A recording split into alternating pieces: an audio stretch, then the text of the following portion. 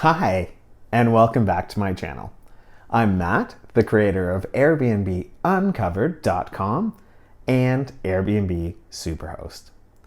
On this channel, I uncover some of the best kept hosting secrets, as well as share with you everything that I've ever learned after hosting over 3,000 guests. Most of my tips, tricks, and best practices are for new hosts that are just starting out. If you're thinking about starting an Airbnb, you'll want to keep watching because you'll definitely get a sense of what's involved with being an Airbnb host.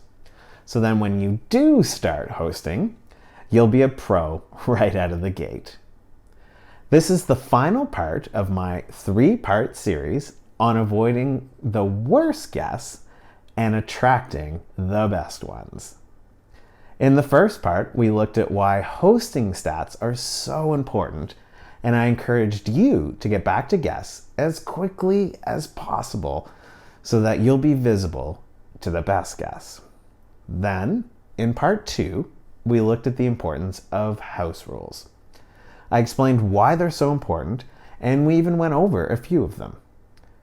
I'm hoping that by now you've downloaded my ultimate guide to avoiding the worst guests from my website and have copy-pasted my must-have rules into your listing. I ended last week's video by encouraging you to create unique rules that are needed specifically for your unique home. And I asked you that so that you can prevent issues before they arise. In this week's video, I'm going to show you exactly how to respond to inquiries and requests in a way that makes problematic guests shy away from booking with you. That's right. The key to avoiding problem guests is to get them to cancel their request or to never submit one in the first place. But you've got to tell guests that you're not interested in hosting them in a respectful and tactful way. Bear in mind that when messaging over the internet, it's so easy for tone to get lost. I'm sure you've all had the experience of texting someone only for the reply to come back extremely defensive when you didn't mean to offend at all. So you got to be careful. You definitely do not want a message from Airbnb saying that guests are complaining about how you're dealing with them. If you're like me, you try to see the good in everyone and to give them the benefit of the doubt whenever you can. I mean, how bad could things really get? And look, I don't mean to scare you, but guests can be very bad. And you just have to look at some recent news reports to see this. But this is why you need to use the 2-step method for avoiding the worst guests to protect your home and your business. Let me give you an example of how I deal with a request or an inquiry from a guest that I don't get a good feeling about. Now, what gives me a bad feeling? Things like no reviews, a brand new profile that is mostly blank, or maybe it's a guest from my local area, even if that profile is verified. I always respond in one of 3 ways, depending on my comfort level. Remember, a request is different from an inquiry. On a request, you get the option to accept or decline, and on an inquiry, you get the option to pre-approve or decline. And that's the difference. Look, there's no need to feverishly write down everything I'm about to explain.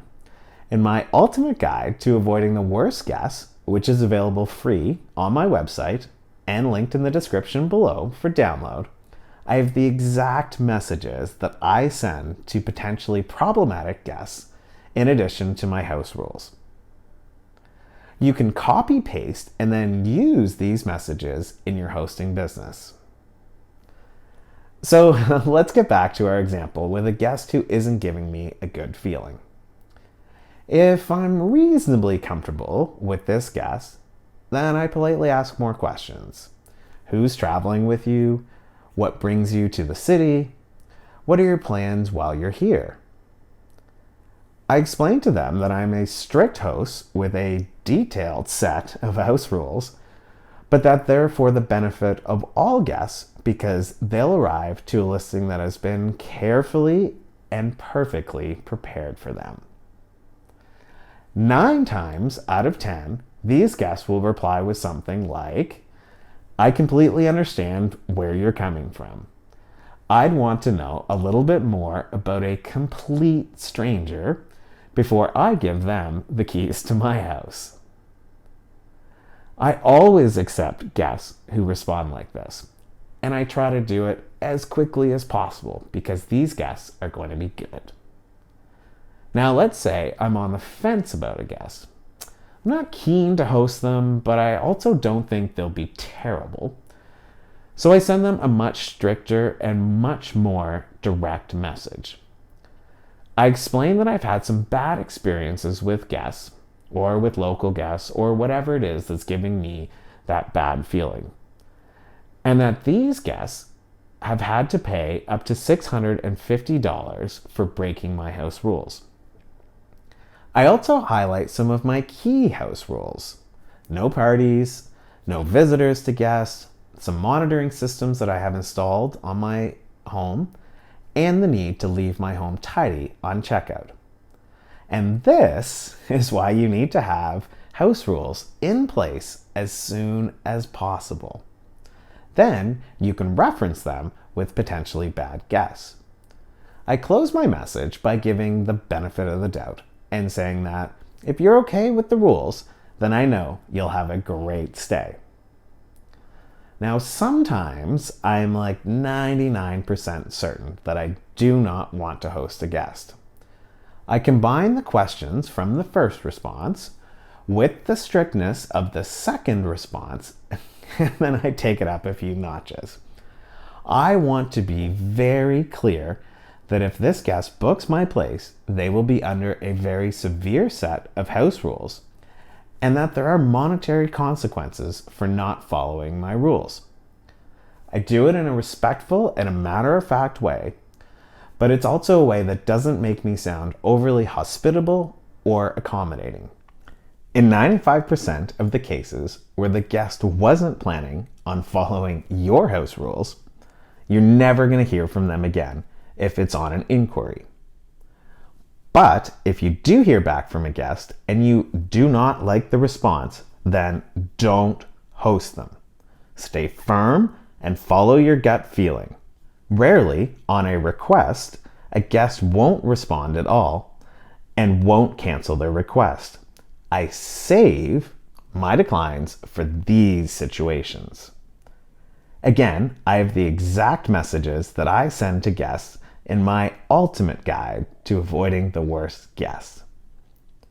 Now let's bring everything from the 3-part video series together. Remember way back to the first video, we talked about hosting stats, and that 2 of the key ones were to keep your acceptance rate high and your response time low. The 2-step method does exactly this. First, if you're responding to an inquiry, you're probably never going to hear from a potential bad guest again after you send them one of the 3 messages. And because you've responded to the guest, your response rate and time will be recorded. Remember, both stats are only recorded for the first reply, and it's not about the back and forth messaging that might come after the fact. So respond to the first message as quickly as possible. And if it turns out to be one of the new guests who has responded with the "I completely understand where you're coming from" message, then you probably don't want to miss out on a reservation from this guest. The second way the 2-step method keeps your hosting stats high is by getting bad guests to cancel their request. That's right, I get the bad ones to cancel their request. So when I get a request, and not an inquiry, I get the guest to cancel by including in my reply something like, "If my hosting style isn't a fit for you, then please cancel your request." By getting the guest to cancel their request, I'm not penalized for the decline, and I keep my acceptance rate high. If I'd simply click decline right off the bat because I'm not interested in hosting them, then my hosting stats would start to decline because my acceptance rate would be going down. And there you have it. You now know how to deal with requests and inquiries from guests that you do not want to host. With a little tact and using the exact messages I send guests, you can politely deal with potentially bad guests without negatively affecting your hosting stats. I do hope that you'll agree you need to have your host rules in place to make this all work. And I really hope that you'll put my two-step method to work in your listing. If you do, I'd love to hear about it in the comments below.